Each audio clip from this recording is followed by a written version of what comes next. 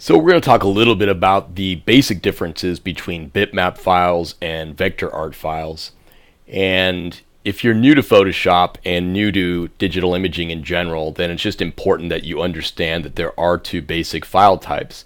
A lot of people are familiar with the terms JPEGs or Photoshop files, and these are just subcategories of a broader topic, of a broader category known as bitmap files. Bitmap files are, if you're familiar with JPEGs, you have an idea already, but yes, they are color, usually color, they can be black and white, detailed photographic images. So here's an example. I've gone ahead and opened up the landscape.psd file, so if you'd like to, you're welcome to do that as well. It's included in the folder.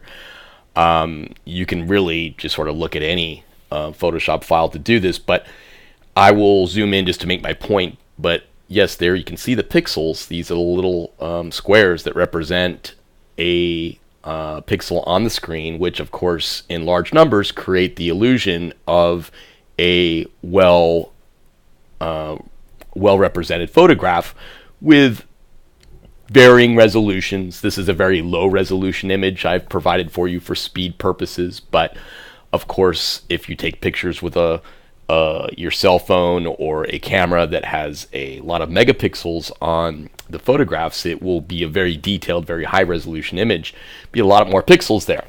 Okay, and the trade-off with that is you end up with images that are quite large, and that can be cumbersome. That can be difficult for, let's say, web pages that need to represent things quickly, or it could just be maybe too muddled for the type of work that you're looking for, the type of things that you're doing. Maybe you want something that's a little cleaner and a little bit sharper, but also very small in file size. Well, that's where vector art images come in to play, and some examples of that would be Adobe Illustrator files or EPS, which stands for Encapsulated PostScript files, and that's the more generic term, kind of on par with what JPEGs would be, which are really cross-platform, they exchange between different types of software and different types of usages, whereas the Illustrator file would be similar to Adobe Photoshop, where it's more proprietary and only used by, in most cases, Adobe Illustrator. Let me go ahead and just bring in an EPS file so you can see what I'm talking about here. I'm just going to drag and drop an EPS file that I have, and you can see here's an example of a logo. This is what typically we use EPS files for, or vector art for, is for this type of work. Something bold, something that is solid colors, something that is sharp lines, and logo types fit into that category perfectly.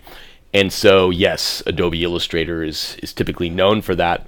Now I'm just going to go ahead and hit the checkbox here to accept it. And you'll notice that Photoshop treats this vector art separately, a little bit differently in terms of the layers as it does the bitmap layers. You notice that little symbol there, which just tells us that has been turned into a different type of layer. This is a smart layer that actually encapsulates the vector data so that if we double clicked on it, we would get access to the original file, so we don't lose any of the detail there.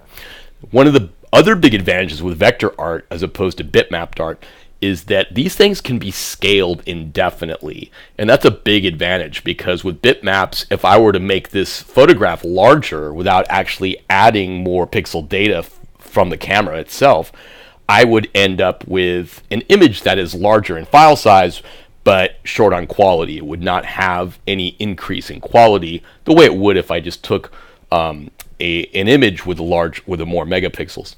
Whereas the vector art, that's not the case. I can take this and scale it indefinitely. I can take this up and make it as big as I want to. I don't want to stretch it, but the larger I go, it really doesn't matter. Here I've just made the Y full screen. I'll hit the return key to accept that. But when you get close to it, it really doesn't make a difference in terms of the quality. It's going to have the same level of sharpness it had when it was smaller in size. So vector art images have a couple different advantages. One is they're incredibly small in size. The other is they do not lose quality when they are scaled up or down. So that's a really nice feature when it comes to doing this type of work. But of course, they're not capable of replicating the type of photorealism that you have with bitmapped images. So That's why Photoshop is really the key tool for editing that type of work. Now, vector art, is to take this a little bit further, I'm going to go ahead and show you in detail in future lessons how to use vector art tools, and we're not going to cover that here. I just want to give you a sample, though, of a custom tool here that is built into Photoshop, where I can go ahead and use custom shapes.